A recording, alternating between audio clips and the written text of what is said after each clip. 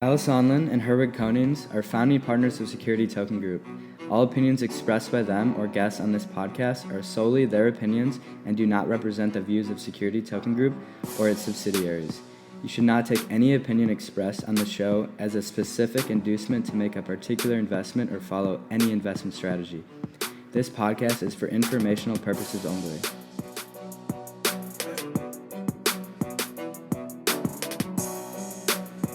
Hello, everybody. Welcome back. Episode 37 of the Security Token Show.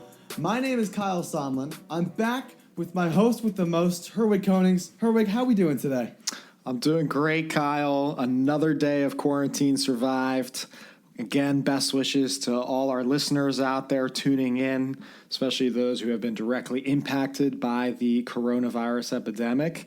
But hey, welcome back, new listeners, or welcome back to our returning listeners, or welcome to the new ones. We've got episode 37 today on our hands, Managing an Investor Whitelist. We're going to be diving into how that works and how you can even manage your own private market to create liquidity as an issuer. But Kyle, as you know, before we jump into that, we're going to kick off the show with our Companies of the Week segment, followed by our industry news covering what's the latest over the last week. Same for the latest STO updates, as well as the market activity review. Kyle, who is your Company of the Week this week? Let's dig into it. Companies of the Week. We're talking about our most innovative companies, the ones that are doing things that are newsworthy, headline-worthy, the biggest news of the week. This week for me, Herwig, it is a company called NRI. And so NRI stands for the Nomura Research Institute. And so in episode 35, I gave Provenance my company of the week because they issued $150 million in tokenized bonds on the blockchain.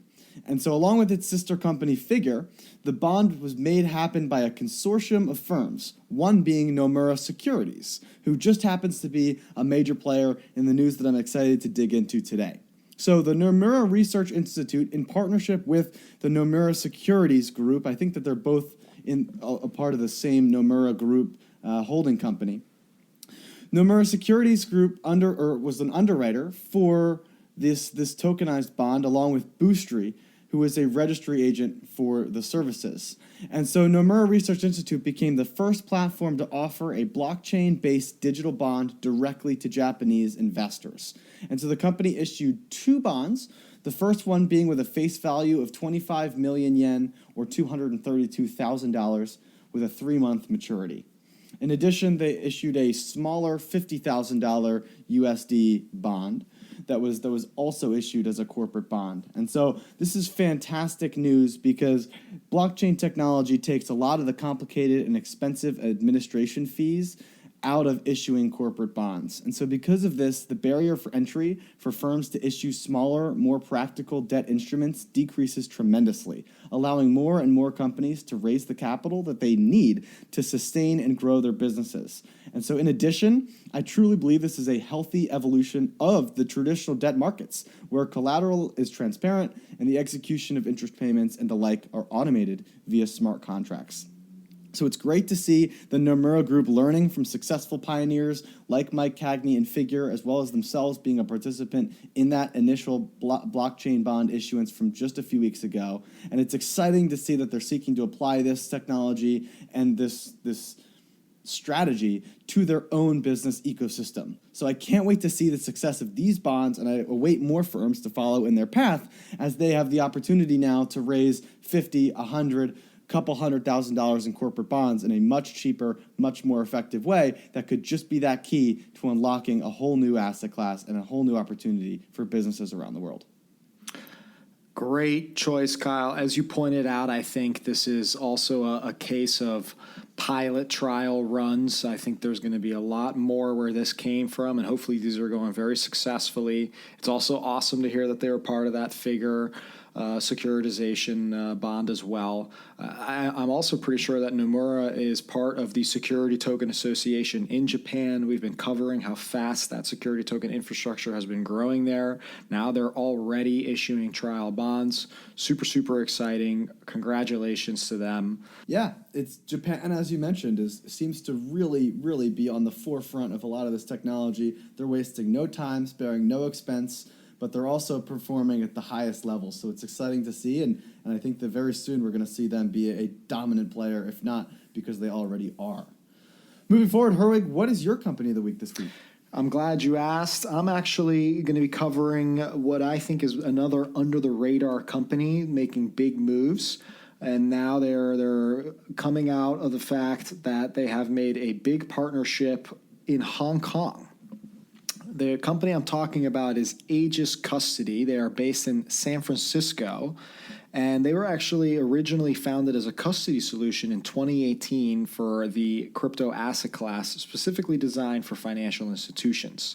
Now, in 2019, the company strategically acquired the licensing to expand into the tokenization and trading market in Hong Kong. So now, as a result, Aegis last week announced a partnership with Hong Kong-based CTBC Bank with intentions to tokenize almost $3 million worth of assets in a trial run, but Aegis has the ultimate goal, they say, of tokenizing $25 billion in 2020 alone. Now, that's an aspiring goal for any new issuance platform that's on the block, and more notably, the choice of the Hong Kong jurisdiction might also be very strategic. The crypto ban there has led to a revival effort focused around security tokens in the region, alongside other companies like Liquify and Bank to the Future, and they could be poised for insane growth, just like we've seen as we've been talking about here in Japan. So I think this is really, really exciting stuff for Aegis and the industry as a whole. You know, the financial world is now becoming more connected in Japan and Hong Kong and the US and Europe and Africa and everywhere else. That's exciting. It's very, very exciting. I think that we see just another Asian market that's expanding and growing and putting a ton of focus on security tokens and the evolution of this technology. Couldn't agree more with your company of the week selection there, Herwig.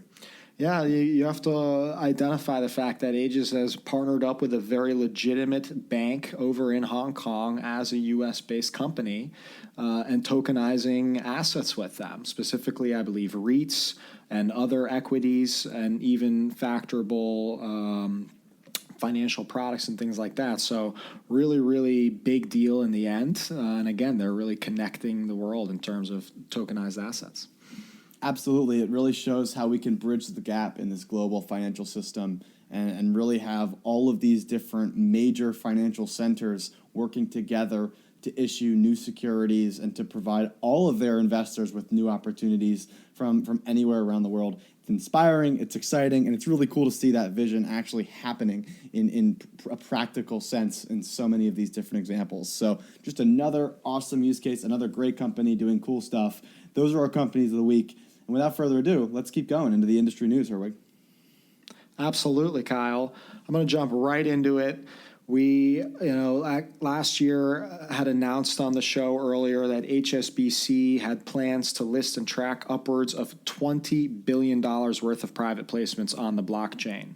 Well, last week we have learned that HSBC isn't just all talk, because they have officially announced that they have put half that number, $10 billion worth, of private placements on the Corda enterprise blockchain. Kiaran Roddy, the head of custody, innovation, and strategy initiatives at HSBC, said that, quote, "We're confident that we'll be able to put significant additional volume and value of private placements from new and existing clients on the platform over the next 12 to 18 months. So all of this is being done, of course, through HSBC's Digital Vault platform, which has won our Security Token Company of the Week award previously. And that platform is designed to make its clients have easy access to the private placement information, which traditionally in that infrastructure was being done by having the client call the bank. The bank, of course, then has a banker review the paper-based financial records to get the information the client was looking for. So the platform enables a lot more, including tokenization and third-party access for regulators and auditors as well.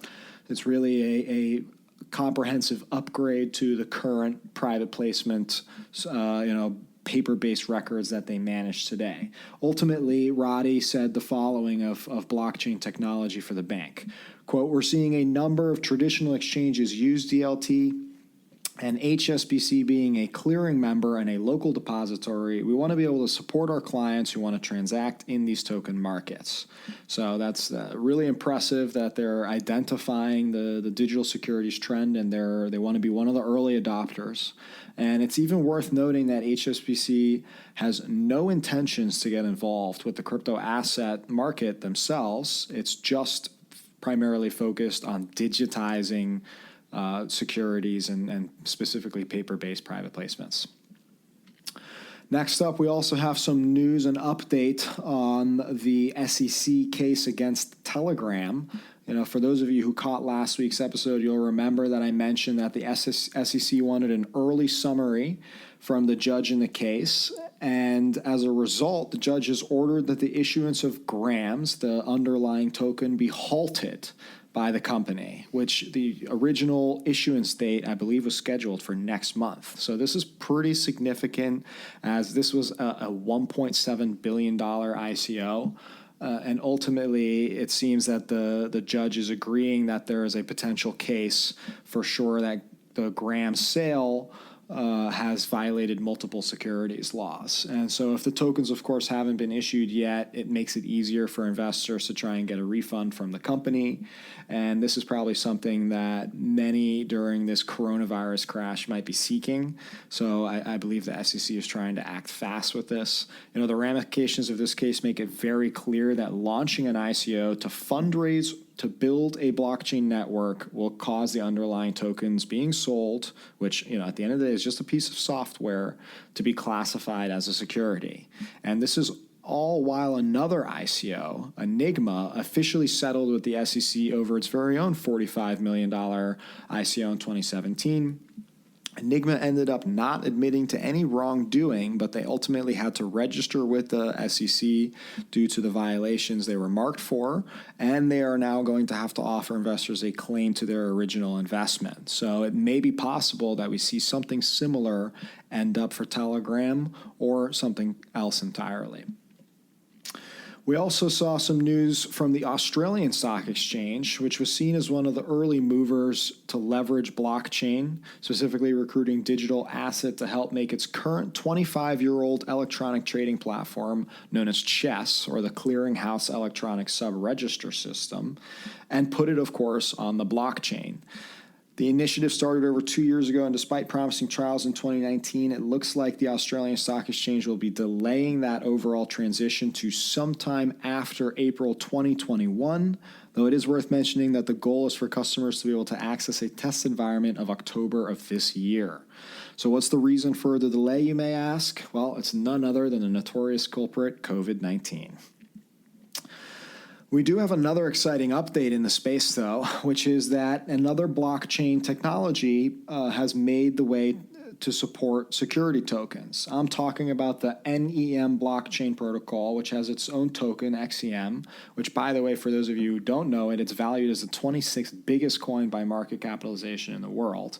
The foundation announced last week a new set of standards to let developers issue security tokens on its upcoming platform, Symbol. The Symbol blockchain project has been seen as a next-generation platform able to service the needs of institutional investment firms, and it's slated to launch later this year. Since NEM or NEM launched out of Singapore, it's expected that the Symbol platform will focus on the Asian market initially.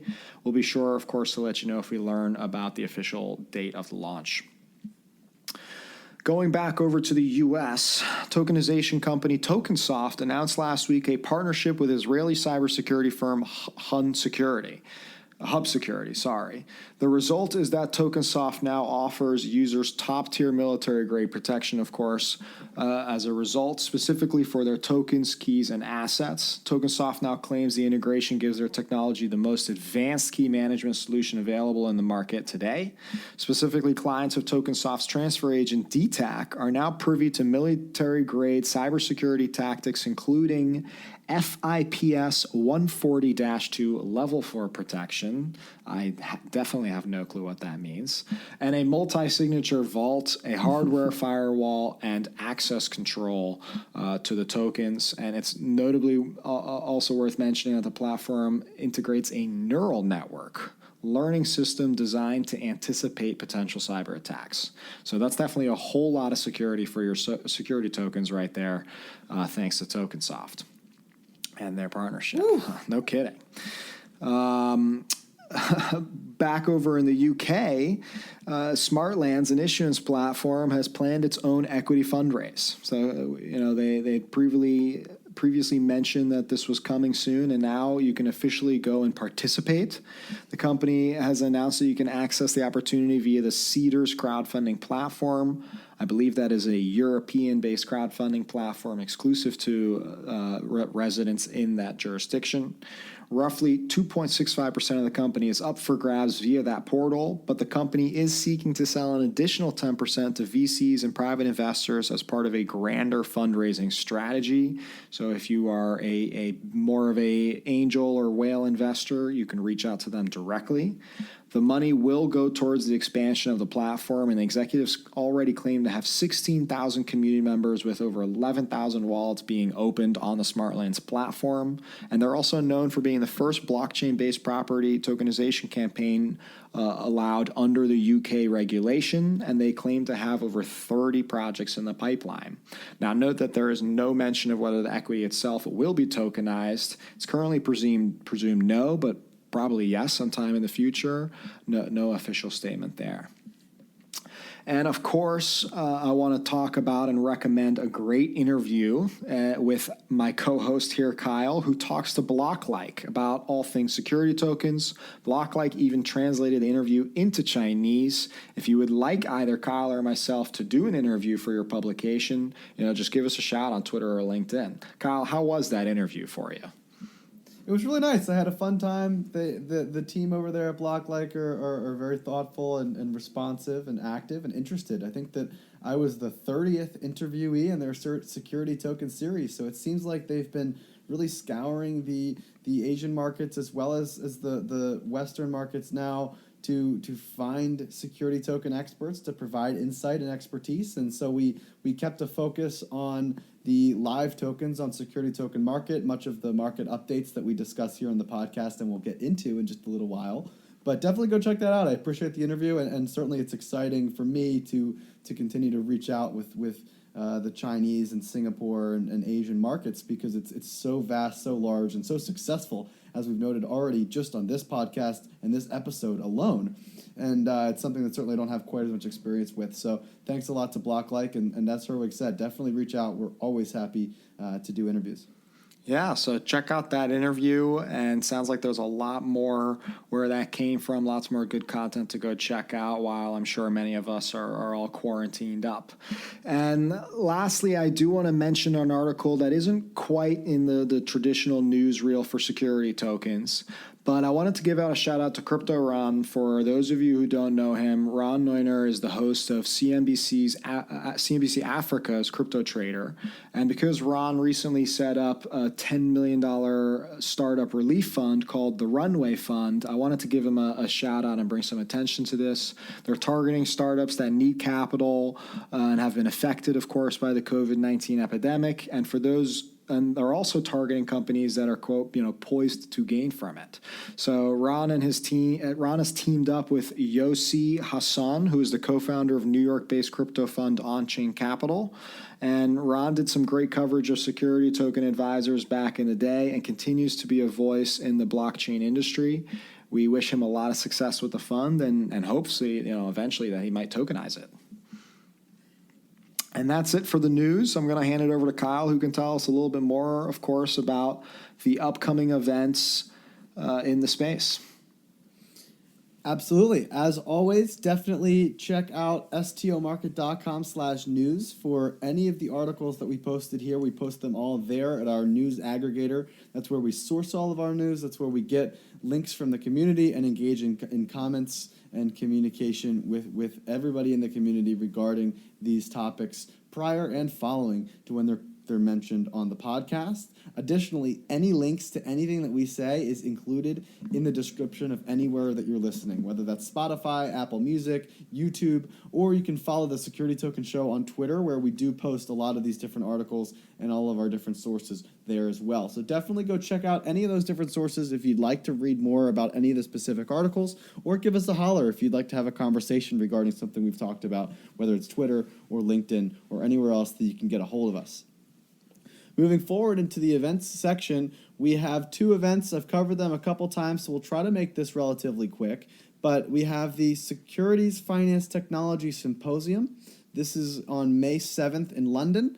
As I mentioned, that this is going to be covering a lot of blockchain and securitization stuff, but they have made a note that it may get rescheduled based off of the current climate. So we'll give you updates there. Nothing has changed regarding their policy yet. Obviously, it's still a couple months away. And additionally, the Security Token Realized San Francisco event was pushed. It was originally on May 28th. It's now rescheduled to November 7th in San Francisco. So they will be covering a lot of other things on the panel as well. Certainly now that it's November 7th, we'll dig into that once we get a little bit closer to that event. But just so you know, it's no longer May 28th. It will be November 7th. We also don't have a lot of great updates from security token offerings themselves. Unfortunately, this week I wasn't able to find a new offering to talk about in terms of somebody looking to raise money. Maybe that's because we have covered, I think, 10 or 15 in the last 2 or 3 weeks. Maybe it's just because this week was an off week, or maybe it's because everybody's feeling a little bit of the COVID-19 epidemic. But for whatever reason, we weren't able to find a new offering. However, that doesn't mean that I don't come with some great news. But first, before I get into that great news, we're going to cover the market update. And the market update is pretty sound. The market cap was down to 45 million from 47 million last week, so pretty similar in terms of that's just, normal fluctuations. The T0 token fell under $1 for most of the week, but it was rallying hard on Monday, up over 40% to about $1.35. Unfortunately, it closed back down under $1 the same day with a market cap of just under 20 million at closing on Monday. So the trading volume for the token also has been historically low over the past few weeks, especially compared to an outstanding first quarter. So we're going to have to see how that evens out in the future, and whether that's just a couple week anomaly because of the current market climate, or if that says something more grand about the current interest in that security token. We'll just have to see. Regarding other tokens, the realty tokens themselves have performed really well against the public markets. We covered that in our episode last week. This week, they've held their prices strong, and the prices have laid pretty flat despite the market turbulence, even in security tokens as well as in the public markets. So it is a strong week for real estate for them to hold firm in this current market, again, because they also pay, a double-digit dividend on top of that equity performance. Finally, Blockchain Capital and Lottery.com both experienced additional sell-offs, which ended up catapulting Spice VC into second place for highest market cap in the industry at 8.2%. So now it goes T0, Spice, and then Blockchain Capital. Now for the good news. I'm actually really excited that on Security Token Market, we now have a new live token for secondary trading. So after listing 6 real estate tokens, Uniswap Exchange is at it again, this time listing a tokenized equity. And so let's dig into that token. The token itself represents equity in issuance platform and former Company of the Week, Mount Pelerin. Mount Pelerin is based out of Switzerland and tokenized 100% of their cap table in help of proving the concept of tokenizing securities.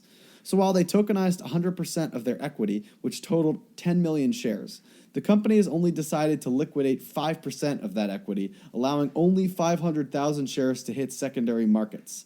According to their website, this 5% is the maximum that will ever be freely traded on secondary markets, at least by them. We'll see if investors or whatever get liquidity in the future. As expected, they also specify that the tokens themselves are registered legal shares of the company, so there's no fears there regarding your legal ownership. Each MPS token also carries 1 vote at the shareholders' meetings of Mount Pelerin Group SA, and according to their site, all relevant information related to the shareholders' meetings will be communicated in due time individually to each registered shareholder. The company also notes the possibility for future dividends, saying, quote, any proposal by the board of directors to declare a dividend, if any, will depend on different parameters, including the company's results of operations, financial condition, cash requirements, and other relevant elements, including tax and other legal considerations, end quote. So while they don't necessarily have a dividend now, it's certainly a possibility for the future, and that's the beauty of security tokens. They were able to programmatically build that into their token, and it also shows that they're able to programmatically build that into a token if you're an issuer who's contemplating what platform to work with.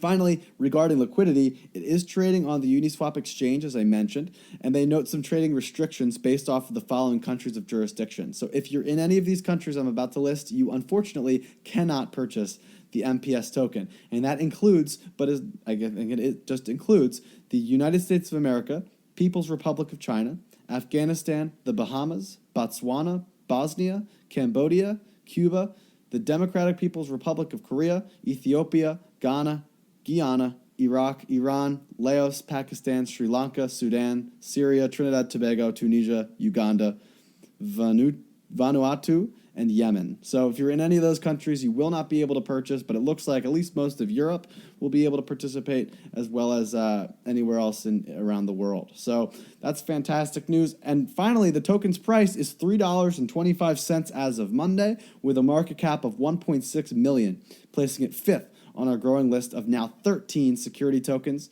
You can see any of those prices live on stomarket.com. Those are programmatically updated by the hour based off of API integration with these exchanges and with data providers. So definitely check out that site, check out that information if you want to see more. Congratulations to the Mount Pelerin for having a live token offering. And now we're excited to announce with Security Token Market that we are now an international security token tracking platform that has securities from all around the world.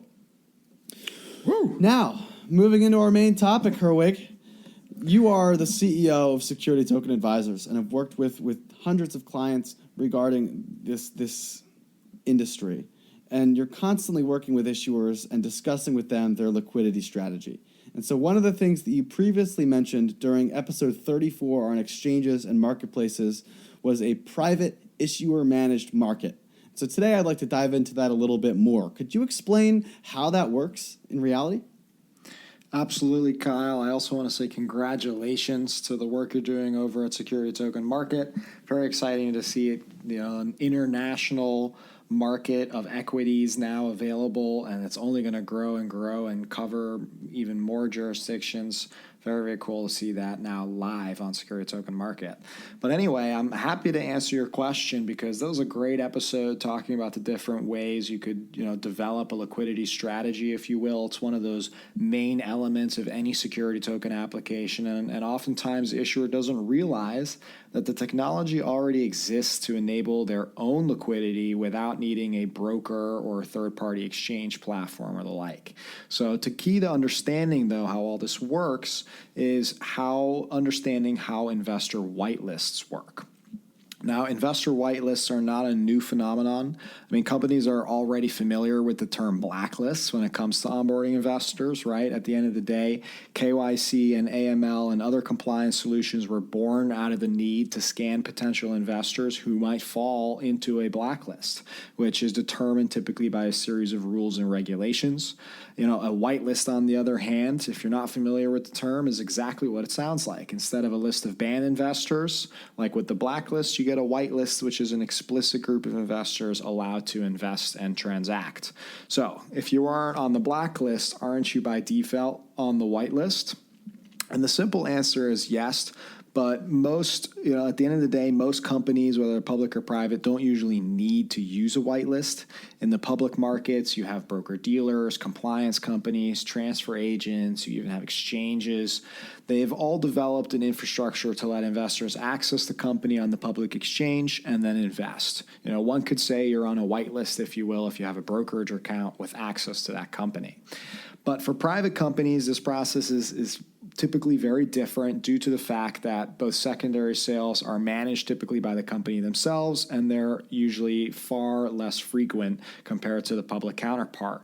So the reason why whitelists are not necessarily so prevalent is because private companies typically didn't have liquidity or market for their stock, usually with their investors having an expectation to hold the asset for a long time. We're talking multiple years, maybe 5 or longer, or that the expectation is to simply harvest their position in annual profits and dividends and to never sell except for maybe if it's back to the company or to another investor.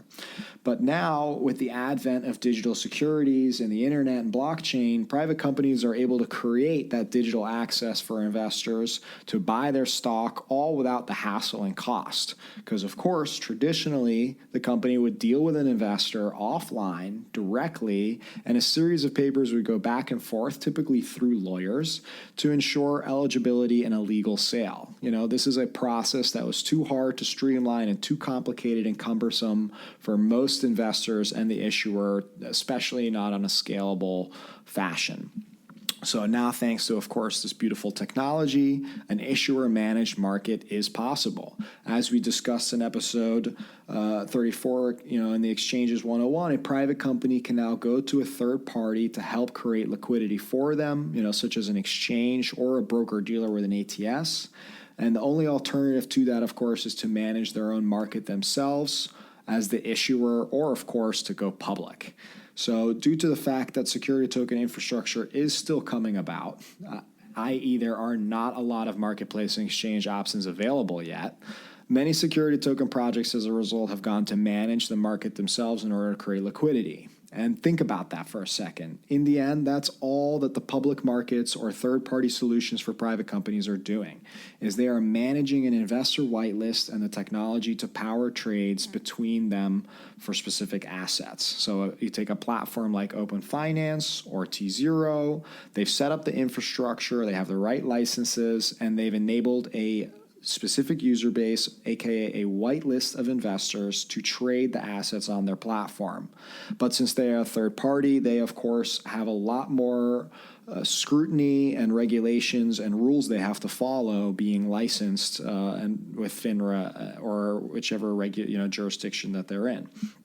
And as an issuer managing your own whitelist, you have a lot more freedom and flexibility because you are the issuer themselves. So since the technology drives most of the functionality already to make a trade, all you need to do is implement the right tech stack and the right processes to power your own private market for your issued securities. We'll walk through it in 2 different examples. Kyle, ready? The first example is the realty example. As we've just been talking about many times on the show, realty tokenizes individual U.S. residential properties. You can purchase a stake in their upcoming projects via a security token directly from their site, realty.co. But in doing so, Realty will also check your KYC and AML and your eligibility, especially depending on where you reside from. After that additional governance, Realty has all the information needed to onboard you as an investor, and now Realty has added you to their whitelist of investors able to purchase from Realty. Now, it's important to recognize that Realty, as the issuer, is doing the compliance and providing the software to onboard an investor and then enabling them to purchase Realty's issued securities, in this case through an online dashboard. So you can, of course, as an issuer, build that technology yourself or leverage third-party solutions to cobble that together, or an all-in-one solution like an issuance platform, which Realty also does. Now, Realty enables you to purchase directly from them through their site, just like a crowdfunding portal, and you'll be issued a security token, of course, after whitelisting. But it's important to recognize the whitelist's other role, which is anyone that has been whitelisted is now eligible to purchase from other owners of the securities. They are co-investors. So now if Kyle and I were both whitelisted by Realty, we can purchase tokens from each other. The only thing missing, of course, is a compliant and technical way for Kyle and I to make that happen, to make that trade occur. And in this case, Realty partnered up with a decentralized exchange called Uniswap to enable whitelisted users to trade peer-to-peer with each other on Uniswap, the security tokens that represent ownership in real estate. So it's very, very powerful. It's, of course, important to note here that Uniswap is not a broker or a third party acting on behalf of the transaction. They are simply providing the technology platform to enable compliant peer-to-peer transactions digitally between a whitelist of investors that, in this case, Realty manages. So let's use a different issuer, but the same platform as well. So as you mentioned, we now have the MPS token by Mount Pelerin. And as a Swiss-based issuance platform, they have different regulations and different rules to follow. And as you might have caught, has a restriction on different countries, including the United States. Additionally, the token is where it's worth mentioning is tradable on another platform, Fork Delta, as well. So you can actually trade on two different decentralized platforms. But of course, you must register the MPS tokens with Mount Pelerin on their site, aka where they add you to the whitelist. Now, because you investors are not able to purchase the MPS tokens, Kyle and I couldn't access them on Uniswap, even though we can buy the Realty tokens. We would need to be added to Mount Pelerin's whitelist, which of course wouldn't be possible since we reside in the US. This is an important distinction because Mount Pelerin needs to be able to make sure its securities are trading compliantly, which in this case meant restricting access to them for US investors. Now, if we compare the entire experience we just talked about, of course, compared to its traditional counterpart, this is far more efficient because it's completely digital. If we had to try and allow a free secondary market of stock on a manual, offline, paper basis, it would be extremely cumbersome, expensive, timely, and costly as a result. Now, as an issuer, we can leverage trading software companies such as Alpha Point or others that offer the tools and technology needed to power and create a secondary market and, of course, manage a whitelist. And additionally, smart contracts enable all sorts of capabilities to create structured buyback programs. They could potentially route every single transaction through the issuer's treasury, and even a lot more different use cases will arise, as the industry grows. Even the whitelist investors, whitelists managed by OFN, T0, and other marketplaces will grow themselves, and private companies can eventually leverage those whitelists as well. Or maybe even do a combination of managing their own and using one of these third-party marketplaces. So ultimately, whitelists govern who can invest, and security token technology enables issuers to onboard investors and manage a peer-to-peer environment for trading around the world for their securities. What a great rundown, Herwig. Whitelists have become an incredibly efficient way, as we've seen as of late, for issuers to manage the liquidity for their issued securities, especially because we've seen a lot of these early marketplaces, ATSs, and exchanges kind of struggling to get off the ground. And so by managing the whitelist themselves, they can directly control which countries can participate based on the advice of their legal teams, based off the funding regulations that they're using. Uniswap itself has been an incredibly effective medium for powering this liquidity. And when we now judge by the total number of listed securities, it's actually the largest security token exchange in the world. So it's really cool to see that decentralized model allowing issuers to plug in and manage their own whitelists, which drastically reduces the costs as opposed to ATSs or exchanges that have to deal with legal fees and all of those other things that have really been a hindrance for many of these newcomers and incumbents into the space. So hopefully other options like Alpha Point will also be able to provide great solutions for asset issuers around the world. But it does make me wonder, how do you see the issuer-managed private market solution fitting into an issuer's overall liquidity strategy? That's a great question, Kyle. Ultimately, you'd have to pay us a retainer at STA to really dive into that, but I'm just kidding. I'm happy to answer that. Ultimately, I think it's going to become a default part of the suite for any issuer, and ultimately, I think it's going to be incorporated into tokenization or issuance platforms, if you will. From one perspective, you already have the end-to-end solution like T0, which will tokenize and then list on there their marketplace as well. They, of course, have the benefit that they're also licensed to provide liquidity and can aggregate a larger whitelist of investors over time. As a private issuer managed market, you are building your own whitelist, which, of course, for many can take a long time. So instead, I expect a lot more of these use cases for this model to apply perhaps to institutional products or for issuers who want to specifically limit the pool of investors to specific individuals or a type of individual.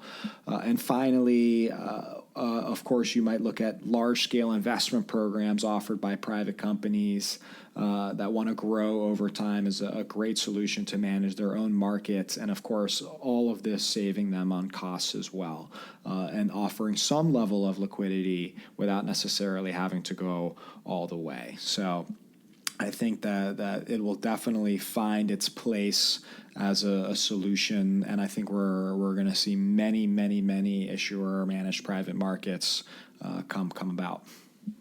Absolutely. I totally agree with that. I think that certainly it depends on an issuer-to-issuer basis. It depends on the specific asset and the demand and many other factors that really depend on the case, which is why I think it is important that if you're an issuer considering these strategies, to definitely reach out to Herwig to find ways to work together, because this expertise will be important to be custom fit based off of the different engagements. But it does seem like an interesting intermediary step for me, where issuers can provide some of that liquidity for their early investors, or to at least be able to establish that market early before having to scale to more of a formal option or established option, if you will, institutional option, whatever you want to call it. Certainly the peer-to-peer marketplace, at least at this time, doesn't quite seem as scalable as some of the more high-volume options. But at the same time, as we've mentioned, the costs are low, and it certainly is available now and can be leveraged now for issuers, which is a tremendous advantage, certainly in the current space.